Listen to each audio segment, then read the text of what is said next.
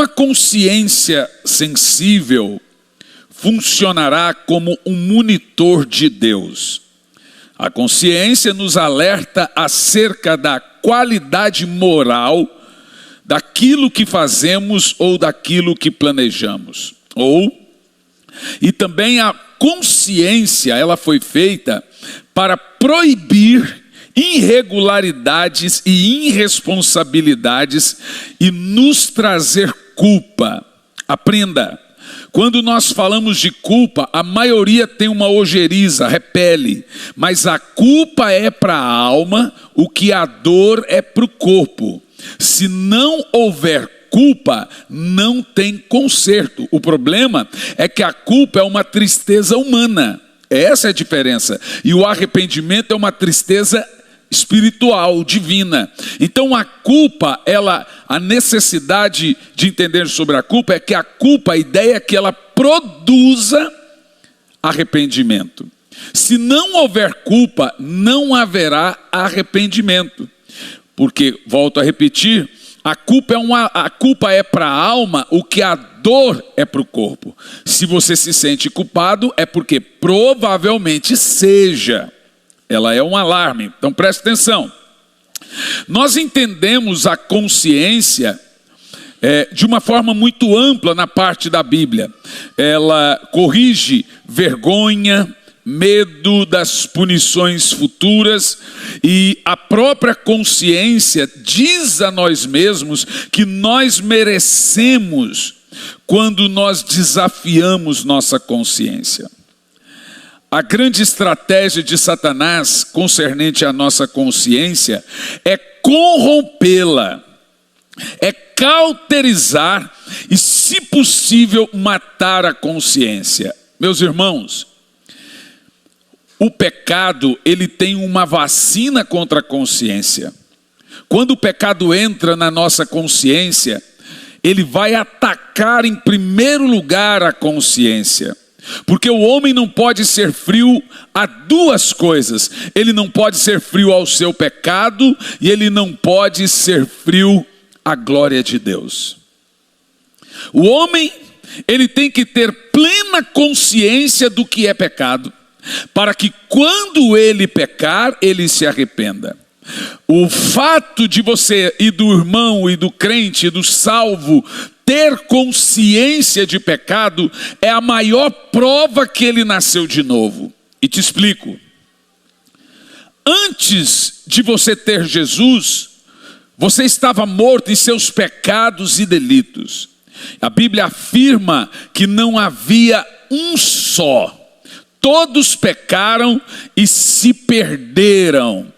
O que acontece? Essa morte que a Bíblia fala não é uma morte física, é a morte da consciência. O pecador, ele não tem noção do certo e do errado. Ele faz as coisas e não tem noção que aquilo é pecado.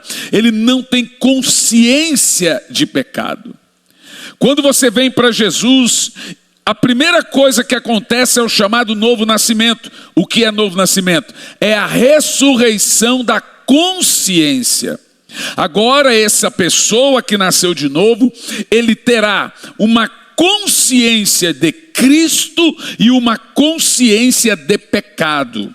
Ou seja, ele saberá quando estiver pecando. Por quê? A consciência trabalha como um alarme dentro de nós para não nos deixar sucumbir e ir para o inferno. Então a consciência fica, isso é pecado. Você não deveria fazer isso. Então ela trabalha junto com a culpa e futuramente com o arrependimento para que você não seja condenado.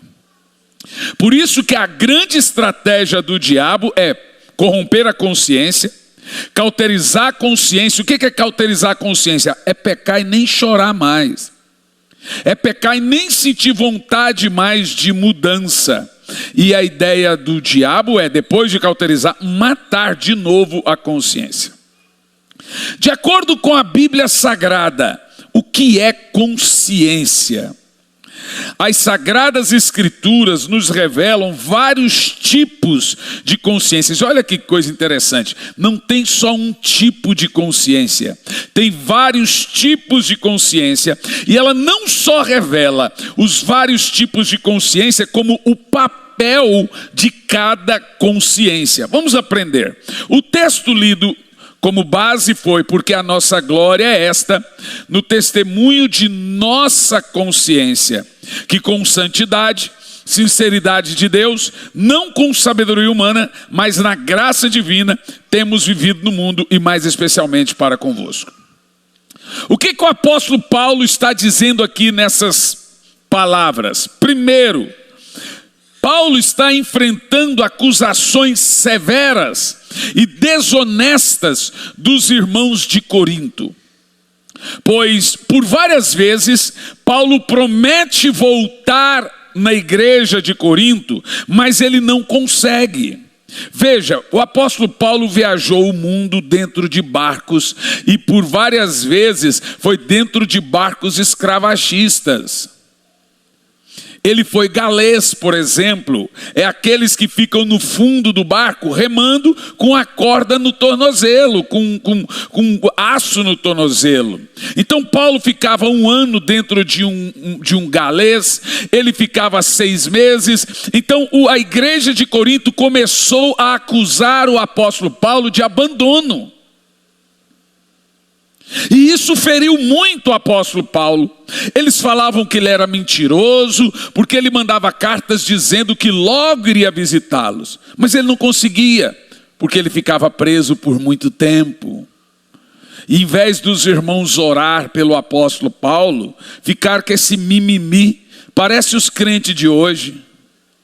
Não, porque prometeu, mas sabiam que estava preso, sabia que teve naufrágio. Paulo passou por 3 naufrágios, e agora eles acusam Paulo de mentira, acusam Paulo de não ter palavra, e Paulo escreve isso aqui que você está lendo comigo, detalhando os motivos do porquê ele não conseguiu ir em Corinto de novo.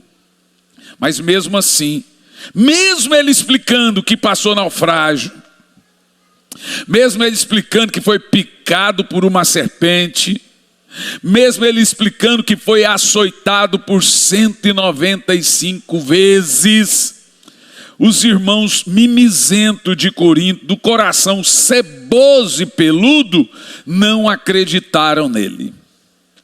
Então o apóstolo Paulo, quando aqueles crentes machoréticos, nojentos, chegaram em Paulo e ficavam acusando, xingando ele, ele escreve assim: não acredita em mim? Ok, eu dou testemunho à minha própria consciência. E é isso que você tem que entender. O crente salvo só precisa da sua consciência como testemunha.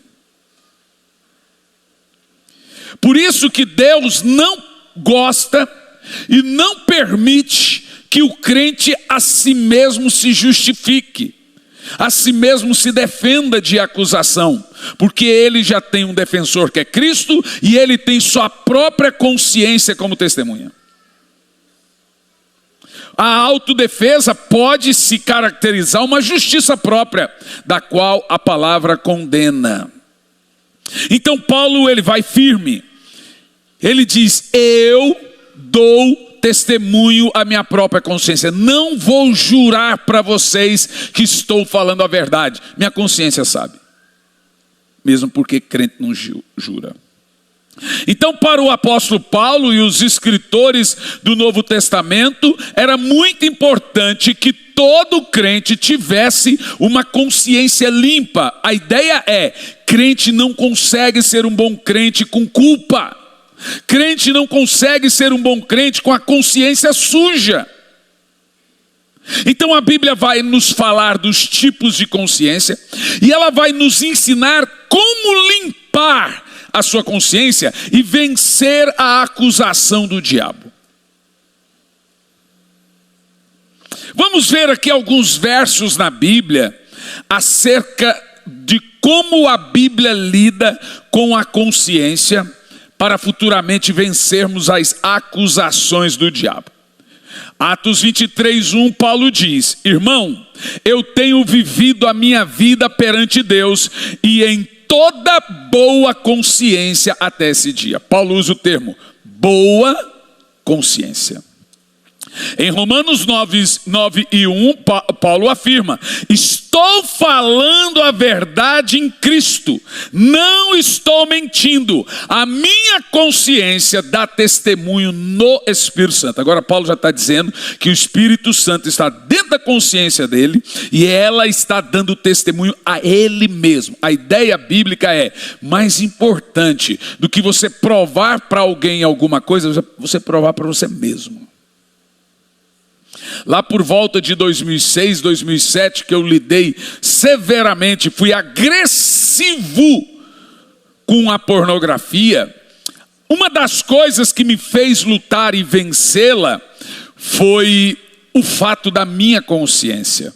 As pessoas me abraçavam, as pessoas me elogiavam, as pessoas mandavam e-mails, diziam que eu era um homem de Deus e para mim não me satisfazia. Para mim não me importava se as pessoas me elogiavam e me chamassem de homem de Deus. Eu queria me sentir um homem de Deus. Eu queria me sentir o que elas me consideravam. Para mim não importava se elas falavam, deixavam de falar, eu queria me sentir. Mais do que isso também, hoje é um efeito contrário. Como eu lido muito com avivamento e prego muito sobre oração, avivamento, hoje eu já apanho muito. Hoje vão na internet os haters cristãos, os tradicionais que não concordam com os dons, evidentemente, e quando a minha nora deixa passar algum comentário, eu leio. O meu temperamento do colérico não pode ser desagradado, você sabe. Ele não sabe lidar muito bem com crítica, ele não consegue ser desagradado. Então eu arrumei todo um sistema para eu nunca ser desagradado. Elas entram lá, elas arrancam todos os comentários, quando eu vou ler é só coisa boa. Mas às vezes escapa ali. E a vontade, irmão, a vontade de um camarada que era da nossa comunidade, foi excluído por adultério, foi embora com a amante e pronto, ficou eu e minha esposa, fomos lá e excluímos, ele era pastor da igreja, excluímos eles no púlpito. Claro, ele não quis se arrepender, então a gente tem que mandar, vai picar mula. Aí ele fez um textão na internet, feliz da vida que uma música dele está fazendo um sucesso violento no Brasil. E como eu sei que o brasileiro é fofoqueiro, está doidinho para eu falar nomes aqui, eu não vou falar. Um textão. O meu filho, o pastor Jean, foi lá, mandou para mim, ficou irritado, eu também fiquei, vontade de comentar. O textão era mais ou menos assim: pensei em desistir, fui perseguido, me perseguiram, quase desisti, mas Deus teve misericórdia. Deu vontade de escrever: você foi perseguido? Nada. O que perseguiu você foi seu pecado não arrependido. Não, irrita a gente. Mas não escrevi não. Não escrevi de jeito nenhum. E a ideia do apóstolo Paulo aqui é essa: eu, hoje, quando vão lá e me criticam por aquilo que eu prego, eu tenho certeza, a ideia de Paulo é: eu dou testemunho na minha consciência cheia do Espírito Santo.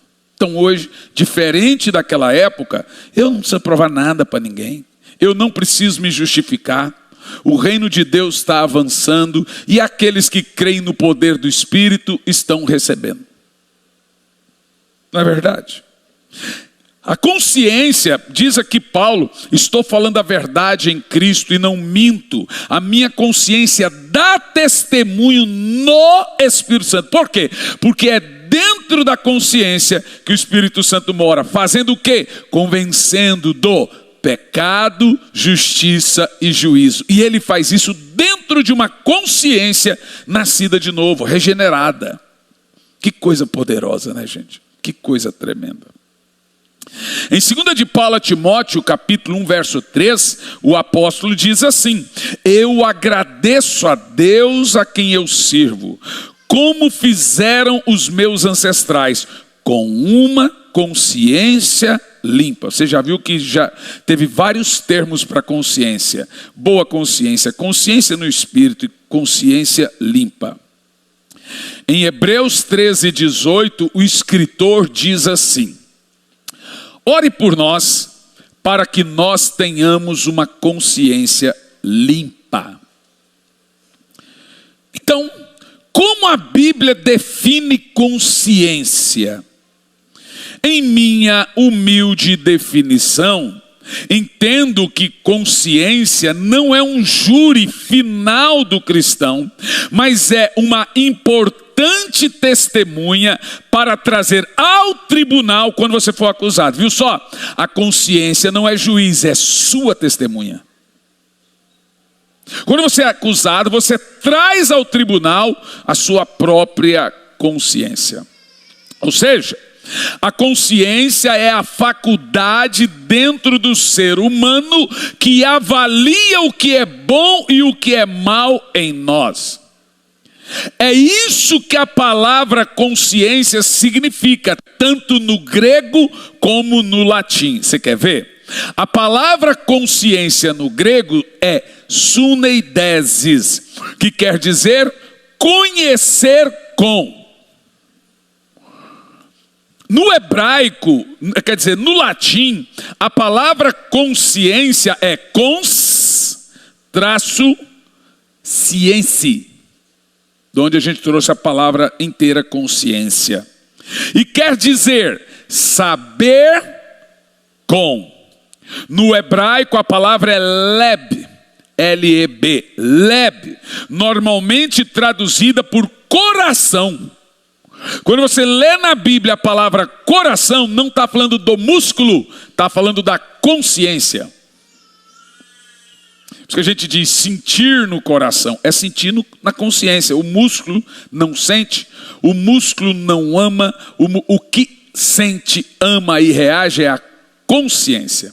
Então a palavra leb é a palavra para coração no Velho Testamento.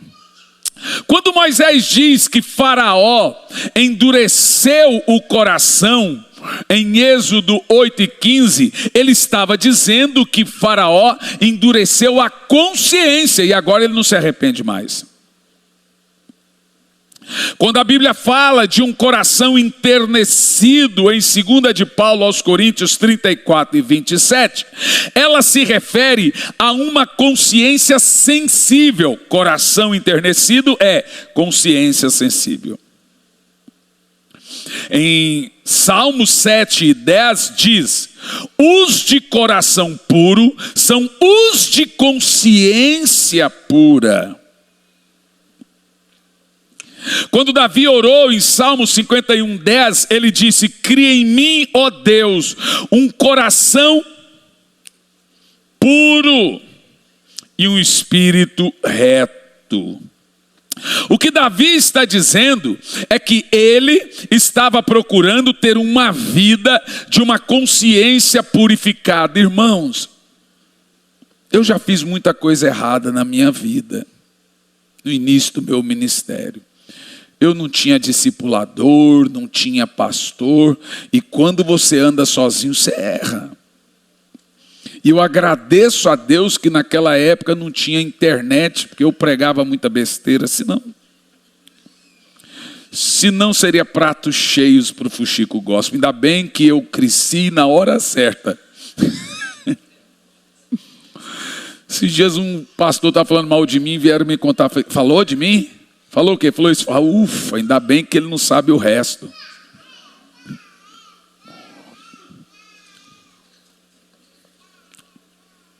O que a consciência é para você? Para o mundo pós-moderno, a consciência é um defeito que rouba pessoas e sua autoestima. O mundo pós-moderno não concorda com arrependimento. O mundo pós-moderno não concorda com consciência, porque ele rouba a autoestima das pessoas. Mas longe de ser um defeito ou um desequilíbrio, é a habilidade, consciência, de discernir nossa própria culpa diante de Deus. Irmãos, não tem um irmão aqui agora, não tem um irmão aqui hoje que não tenha algo que sonha em deixar. Todos nós, cada um aqui tem alguma coisa que você sonha em deixar para ter uma consciência completamente limpa. Todo mundo aqui. Não tem um que não tenha algo que sonha em abandonar. E o diabo é tão interventor, tão miserável, que ele vai direto na consciência nos acusar. Um puritano do século 17, por nome Richard Sibbes, afirmou: consciência é a alma refletida a si mesmo. Como nós já aprendemos, consciência é uma habilidade inata, de senso de certo ou de errado. Ou seja, todos têm uma consciência certa e errada. A consciência, ela determina nossos julgamentos. Consciência é como um tribunal no conselho do coração humano. Consciência assume o papel de cada integrante do drama do tribunal. É o arquivo que grava com detalhes exatos tudo que foi feito. Jeremias 17, 1. É o acusador que apresenta uma denúncia contra nós quando somos culpados. É também o defensor ao nosso lado quando somos inocentes, como já vemos em Romanos 2,15. A consciência atua como testemunha contra o favor, como já também visto. Ela trabalha por nós, mas também trabalha contra nós. 2 de Paulo aos Coríntios 1:12. Ela é o juiz que nos condena, mas também o juiz que nos absolve e também a testemunha. 1 de João 3, do 20 ao 21. A consciência, ela é o executor de sentenças, mas também o defensor delas. A consciência nos atinge com tristeza quando a culpa é descoberta. Primeiro livro do profeta Samuel 24:5. Muitas vezes nós podemos fazer escondido as coisas dos outros, mas ninguém faz nada escondido da sua consciência. A nossa consciência é independente. Você não manipula a sua consciência e nem dá ordem a ela. Ela é completamente independente de você. Então, o que é esse mecanismo dentro do ser humano tão poderoso que pode te levar ao inferno ou pode te levar ao céu? Consciência. O que é? Consciência é o conhecimento que Deus coloca em nós para que nós o conheçamos. Você conhece a Deus na esfera da consciência.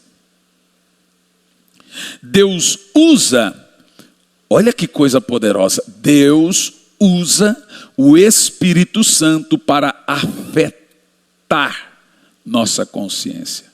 A obra, a atuação, o mover, tudo que o Espírito Santo faz é na consciência. Por quê? Vamos lá. Quando você entregou sua vida a Jesus, simultaneamente, o Espírito Santo veio lá do alto e morou na sua consciência. Ele não mora no corpo, ele não mora no espírito, ele mora na esfera da alma. Alma e consciência é a mesma coisa. Os irmãos entendem isso? Os puritanos falavam que consciência é o espião de Deus. Muito poderoso. É o superintendente de Deus dentro do homem. Ninguém corrompe consciência. Deus colocou dentro de você a consciência para ser o espião dele dentro de você. Paulo, em Romanos 2, 14 ao 15, diz assim: quando, pois, os gentios que não têm lei procedem por natureza de conformidade com a lei, não tendo lei, serve eles de lei para si mesmo. Esses mostram as normas da lei gravadas na sua consciência, no seu coração, testemunhando-lhes também a consciência e os pensamentos mutuamente, acusando-os ou defendendo-os. Viu? Tem algo mais poderoso para você entender do que consciência? Então, eis aqui o que o Espírito Santo faz dentro de nós com nossa consciência. Primeiro, acusando. A consciência funciona como um promotor. Nesse ponto, ela mantém você acordado, lembrando você dos seus pecados. Isso é, o Espírito Santo cutucando sua consciência para lembrar você da culpa. No primeiro passo, a consciência opera como um acusador porque ainda não tem arrependimento. No segundo passo, ela opera como advogado porque houve arrependimento. Olha que coisa interessante. Primeiro, acusando. Segundo, sua mesma consciência defendendo.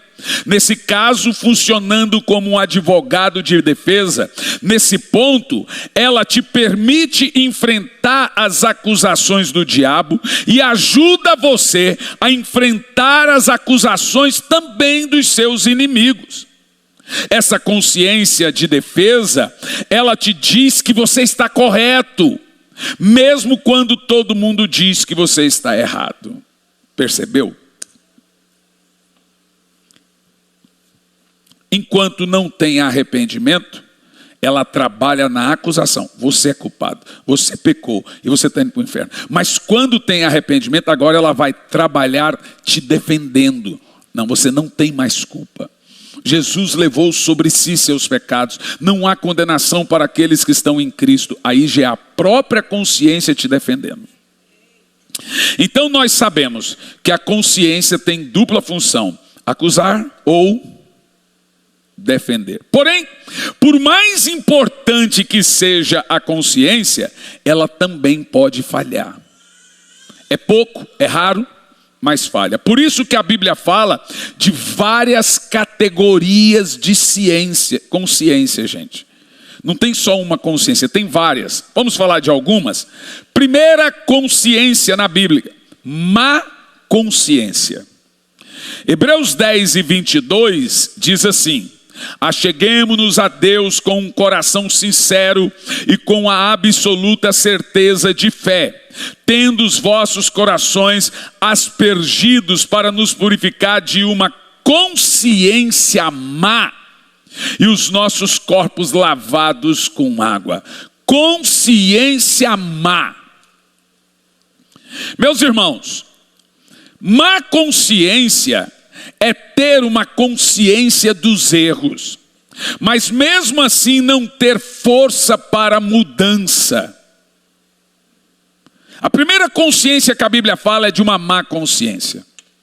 A sua consciência não está limpa, porque você não lidou com aquilo que sabe que está errado. A consciência sabe que você está pecando, mas você não quer deixar o pecado. E um dos grandes perigos com uma má consciência é que quanto mais você ignora seu pecado, em maior perigo você está.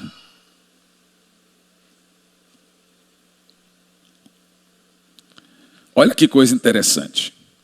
A primeira consciência, a consciência má, ela chega inicialmente para fazer você ver seus pecados. E ela está lhe dizendo: quanto mais tempo você demorar para se arrepender, mais em perigo você está ficando. Quem entende o que eu estou falando? Segunda consciência. Consciência cauterizada. Sobre esse tipo de consciência, Paulo fala a Timóteo em 1 Timóteo 4:2. Presta atenção. Consciência cauterizada. Pela hipocrisia dos que falam mentiras, tem cauterizado a própria consciência. O que é consciência cauterizada que a Bíblia tanto fala? Diz assim: significa que se você ficar muito tempo sem escutar a sua consciência, a sua má consciência irá se tornar uma consciência cauterizada. Olha lá, ó. É um passo a passo. Se você ficar muito tempo sem escutar a sua consciência, aquilo que já era uma má consciência vai necrosar, vai apodrecer. Consciência cauterizada é isso, não tem mais espaço para mudança, necrosou, apodreceu a consciência. Ou seja, você não irá mais sentir mais nada, não vai mais se arrepender, não vai mais sentir culpa, não vai mais chorar, não vai mais sentir o Espírito Santo, você não irá se incomodar mais com seus atos. Enquanto a má consciência ainda acusa, mas não oferece força, a consciência cauterizada não acusa, ela não aponta o erro. Quando você deixa de lado a obra do Espírito em sua vida e ignora a sua consciência, você se torna amortecido. É como se o pecado estivesse todo dia te fazendo uma massagem, até chegar ao ponto de morrer espiritualmente. Terceira consciência, consciência corrompida. Paulo fala desse tipo de consciência a Tito 1:15, ele diz: todas as coisas são puras para os puros, todavia para os impuros e descrentes nada é puro, porque tanto a mente, tanto a consciência deles estão corrompidas. Os irmãos estão percebendo que a Bíblia vai falando de consciência, ela vai detalhando cada tipo de consciência. Consciência corrompida é quando existe tanta bagunça, tanta mistura em sua consciência, que você não consegue mais discernir entre certo e errado. Aí você começa a celebrar o que é errado e condenar o que é certo. Eu acho que nós estamos vendo hoje esse modelo de igreja que algumas pessoas corrompidas estão prometendo. Você tem igreja inclusiva. Agora tem uma mulher aí que foi num programa de televisão e eu vi ela falando que ela vai fazer uma igreja só, mas não para arrependida não. Ela disse: eu vou ser a pastora. Gente, você sabe o que é isso? É a consciência que veio, primeiro, passo a passo, uma má consciência, uma consciência cauterizada, agora está completamente corrompido. Você pega, por exemplo, da vida, agora tem um camarada pregando e ele pregou recentemente, eu posso falar o nome dele? Venha se aconchegar no colo do Deus Mãe. Ele diz que Deus é um mãe Deus, um Deus mãe. Ele agora prega que Deus é mãe. Isso aí é muita mareguança. É muita bala de coca, né, pastor Cris? Perfeito. Tá chapadinho. Mas você sabe o que é isso? Olha, escute bem o que eu vou te dizer. Se você não conseguir mudar de vida, você vai mudar de teologia. Tem gente que não consegue mudar o jeito de ser, muda o jeito de crer. Transforma a teologia na sua própria doutrina. Isso também foi falado pelo apóstolo Paulo. Mas é muito difícil quem corrompeu a consciência chegar a esse nível tão grave, é muito difícil ele retornar. O escritor de Hebreus fala inclusive disso, né? Provou os dons futuros, provou o dom celestial e recaiu, e agora não há mais arrependimento para ele. Agora eles começam a condenar o certo e tolerar o errado. E é impressionante como você está ouvindo certos pregadores que parece que pregar arrependimento, santidade, pregar evangelho virou uma coisa monstruosa, coisa de monstro, coisa de legalista. Mas nós temos que permanecer. Como é que você sabe que você está lidando com um falso profeta? Deixa eu te dar algumas dicas aqui. Primeiro, como a Bíblia entende ser um profeta? Começa por aí. Então já vou te dar a dica aqui, preste muita atenção. Profetizar, ter revelação, prescrutar desejo de corações, prever o futuro, não é coisa de profeta não, gente. No Brasil chama de profeta quem revela a vida dos outros. Não é. Me fala um profeta na Bíblia, profeta que prescrutou, revelou desejo de coração. Elias. Qual foi o futuro que Elias revelou? Não revelou, né? Moisés. Qual desejo de coração Moisés revelou? Samuel. Os maiores profetas da Bíblia, eles eram prescrutadores, reveladores, raio-x de Deus? Não.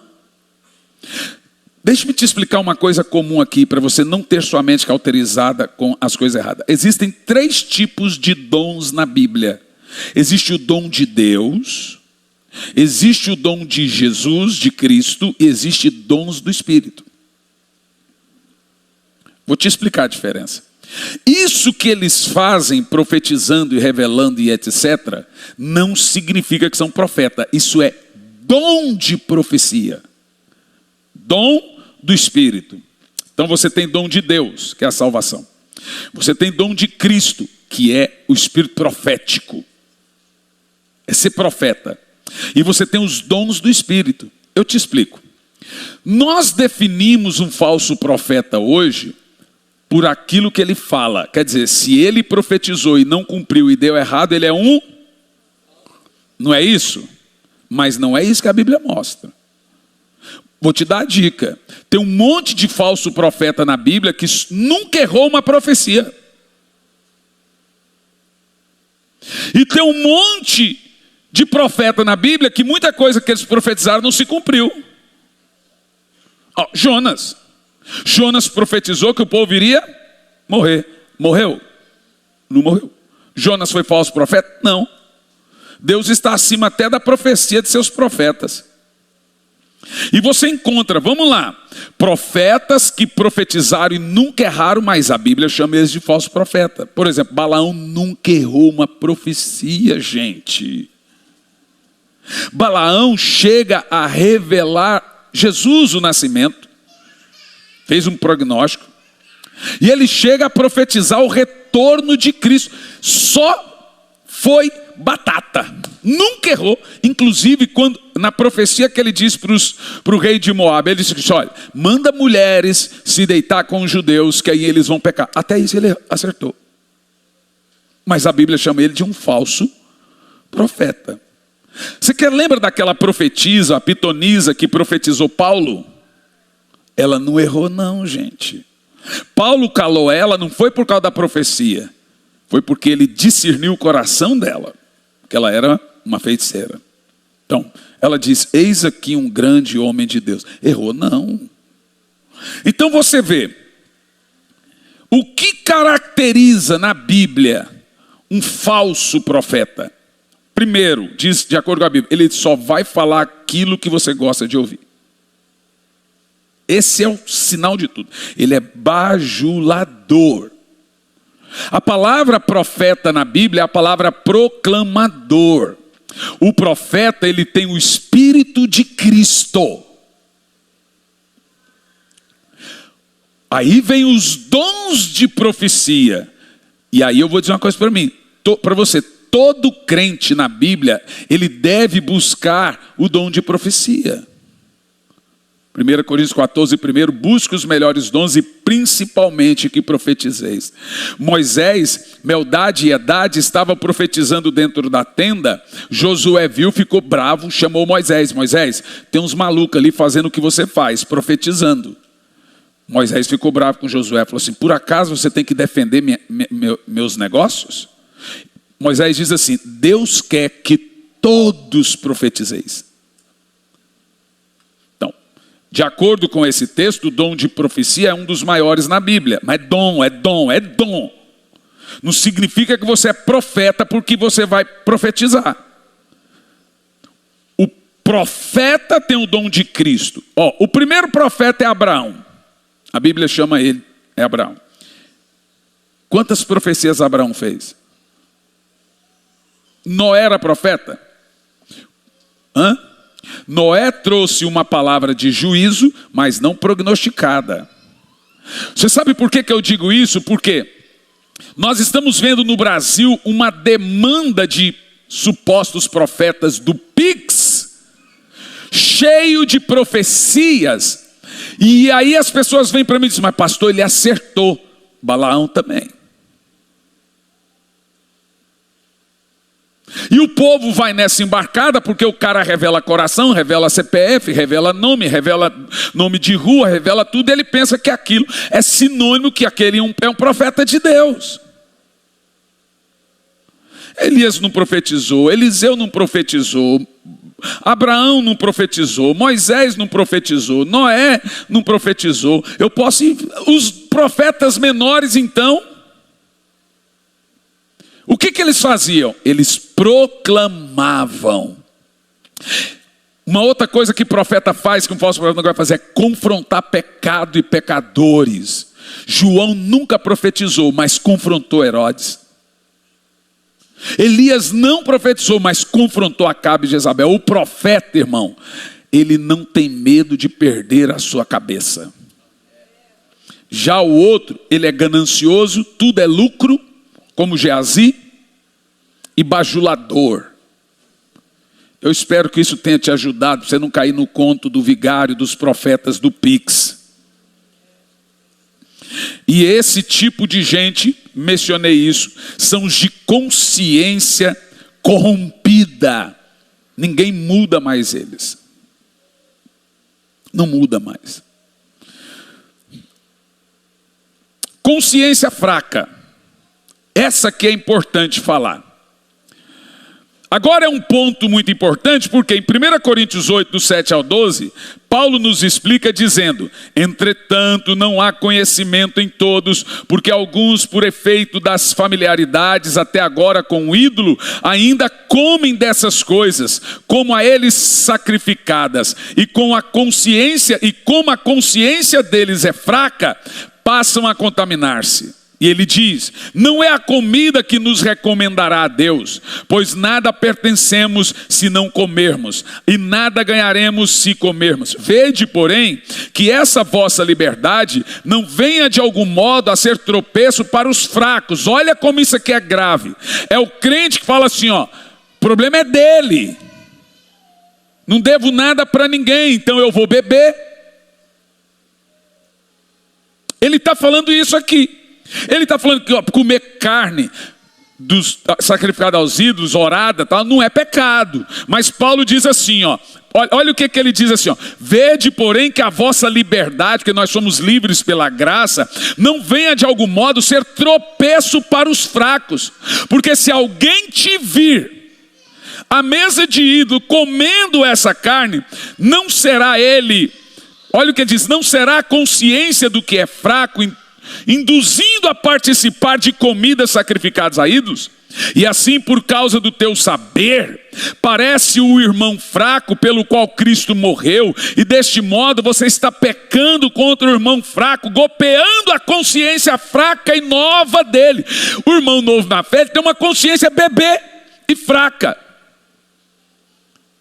E Paulo está dizendo que comer a carne não é pecado. Se o irmão escandalizou, você já pecou. Aí você pecou grave. Porque você está pecando contra o irmão que Jesus morreu. E se esse irmão morrer e for para o inferno ou desviar, etc., o sangue dele recai sobre você. Ele diz aqui, é contra... se você pecar, diz Paulo, contra o irmão bebê da consciência fraca, é contra Cristo que você está pecando. Jesus morreu por ele e você está impedindo ele de entrar no céu. Em nenhum momento Paulo fala aqui o que é pecado e o que não é. Ele fala que é pecado o irmão escandalizar com você. Ele diz assim: por isso, se a comida serve de escândalo ao meu irmão, nunca mais comerei carne para que ele não venha escandalizar-se. Consciência fraca é quando a gente se sente culpado de coisas que não fizemos, de coisas que são coisas dignas, mas nós nos sentimos culpados. É se tornar muito meticuloso com coisas que sequer a Bíblia condena. Diante desses fatos, nós concluímos 3 coisas importantes.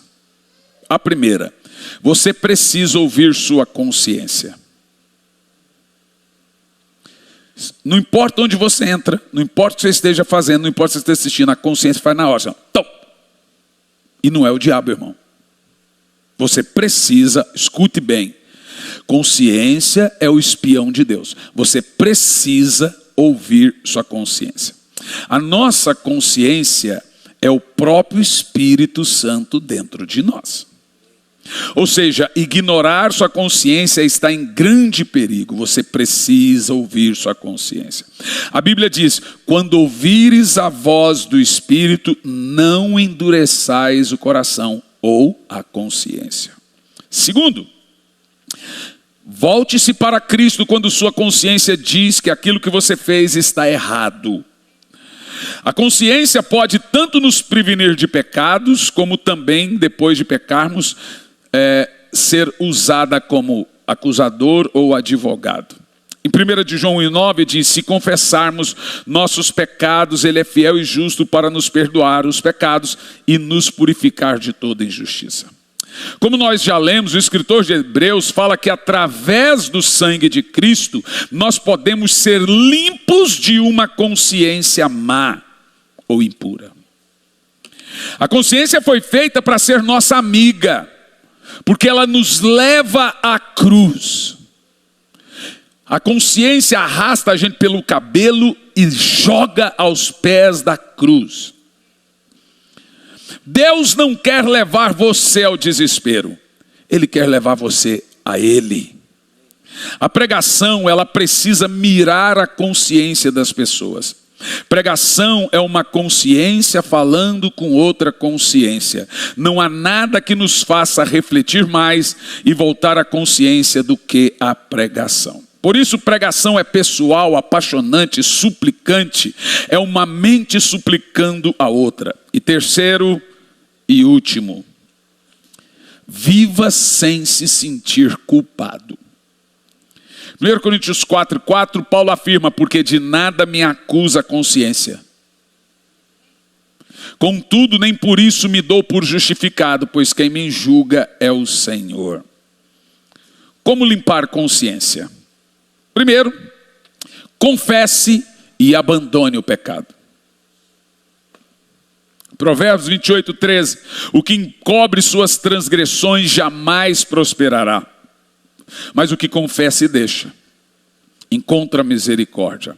A primeira carta de João fala de confissão de pecados na carta inteira, como uma característica progressiva na vida do cristão. João diz o seguinte: se confessarmos os nossos pecados, Ele é fiel e justo para nos perdoar e nos purificar de toda injustiça. Você é perdoado. Certamente deveríamos confessar os pecados daqueles a quem ofendemos. Davi escreveu: confessei o meu pecado e a minha iniquidade não mais escondi. Confessarei ao Senhor minhas transgressões, e tu perdoastes a iniquidade do meu pecado. Salmo 32:5. Segundo, peça perdão e reconcilie com quem você ofendeu.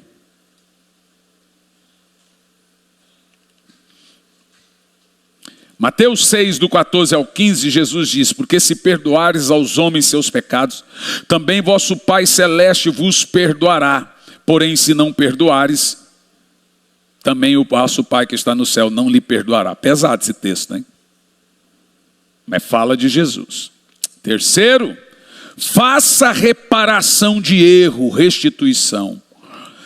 Número 5, do 6 ao 7, quando homem ou mulher cometer algum pecado em que caem os homens, ofendendo ao Senhor, tal pessoa é culpada, confessará o pecado que cometer e pela culpa fará plena restituição. Foi o que o filho pródigo disse: pequei contra o céu, mas contra meu pai. Ele entendeu que ele tinha que restituir o pai.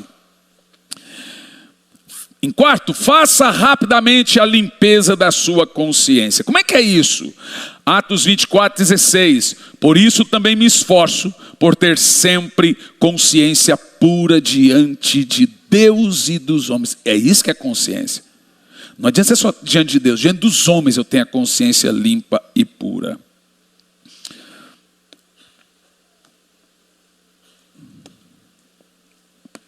Nós vamos orar.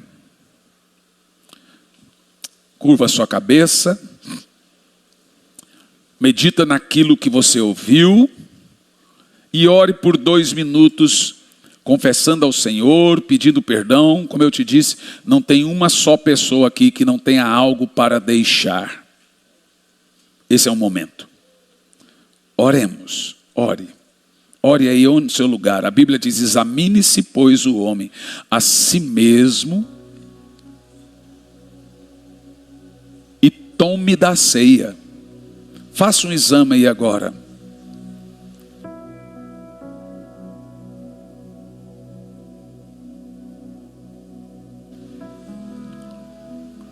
Ore. E esse momento é um momento que você vai colocar no pé da cruz toda culpa, toda acusação. Sua morte ali na cruz, carregando a minha dor, você se expôs por mim. Esqueci. Se entregou em meu lugar e me deu uma nova chance. Eu vou recomeçar. Põe na cruz. Vou deixar na cruz tudo que passou, tudo que ficou para trás. Olho para você. Olho para você, corro para você. O seu amor me chama.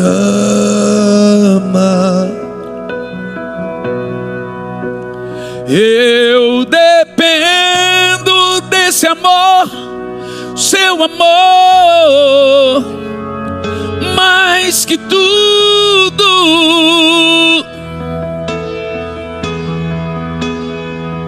Eu confio que esse amor tem poder para curar dores. Vou deixar na cruz. Já na cruz, tudo que passou, tudo que ficou para trás. Olho para você. Olho para você,